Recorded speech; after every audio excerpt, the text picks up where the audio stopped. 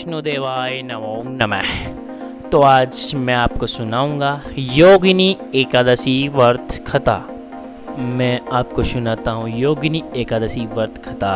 स्वर्ग धाम में अलकापुरी नगर में एक कुबेर नाम का राजा रहता था। वह शिव का बहुत ही बड़ा भक्त था। वह शिव की प्रतिदिन पूजा किया करता था और पूजा के लिए हेम नाम का माली रोज राजा को पुष्प लाकर दिए करता था। पर एक दिन वह हेम नाम का माली मानसरोवर से पुष्प तो ले आता है, लेकिन वह किसी कारणवश अपनी पत्नी के साथ व्यस्त हो जाता है और इधर राजा उसकी दोपहर तक राह देखता रहता है।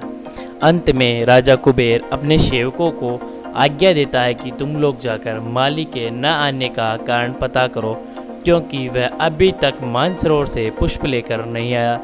सेवकों ने कहा कि महाराज, वह पापी नीच अंतकामी है, वह अपनी पत्नी के साथ किसी काम में व्यस्त हो गया होगा। यह सुनकर राजा क्रोधित हो उठते हैं और उसे बुलाने का आदेश देते हैं। हेम माली कांपते हुए राजा के सामने उपस्थित होता है। राजा कुबेर क्रोध में आकर उसे कहते हैं, अरे पापी नीच कामी, तुमने मेरे परम पूजनीय ईश्वर श्री शिवजी महाराज की पूजा का अनादर किया है, इसलिए मैं तुम्हें श्राप देता हूँ कि तुम पत्नी का वियोग संयोग और मर्त्युलोक में जाकर कोड़ी होगा। कुबेर के श्राप से हेम माली का स्वर्ग से पतन हो जाता है और वह क्षण भर में ही पृथ्वी पर आ गिरता है। वह भूतल पर आते ही उसके शरीर पर श्वेत कोड़े हो जाते हैं और उसकी पत्नी भी उसी समय अंतर्ध्यान हो जाती है। मर्त्युलोक में आकर माली ने महान दुख भोगे। भयानक जंगल में जाकर बिना अन्न और जल के भटकता रहा और विचार करते हुए एक दिन वह मार्कंडेय ऋषि के आश्रम में जा पहुंचा। उसे देखकर मार्कंडेय ऋषि बोले कि तुमने ऐसा कौन सा पाप किया है जिसके प्रभाव से ये हालात हो गए हैं।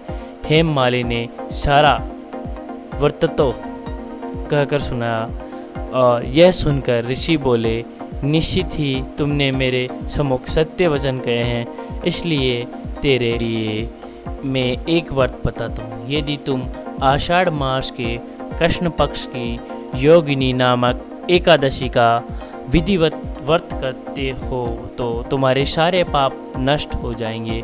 और हेम माली ने मुनि के कहे अनुसार विधि पूर्वक योगिनी एकादशी का व्रत करता है। इसी व्रत के प्रभाव से वह अपने पुराने स्वरूप में आकर वह अपनी पत्नी के साथ सुखपूर्वक रहने लगता है।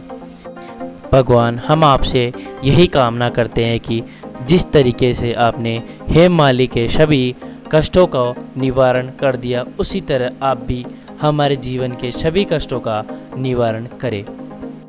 अपने धर्मशास्त्र के अनुसार माना जाता है कि जो भी व्यक्ति इस एकादशी का व्रत करता है उसको 88,000 ब्राह्मणों को खाना खिलाने के बराबर का पुण्य की प्राप्ति होती है। तो आज की कथा अपनी यहीं पे समाप्त होती है। धन्यवाद दोस्तों। अगर आपको हमारी वीडियो पसंद आई हो तो इसको लाइक कीजिए, अपने दोस्तों के साथ शेयर कीजिए और कमेंट कीजिए और ऐसी और कथाएं सुनने के लिए हमारे चैनल को सब्सक्राइब कीजिए। धन्यवाद।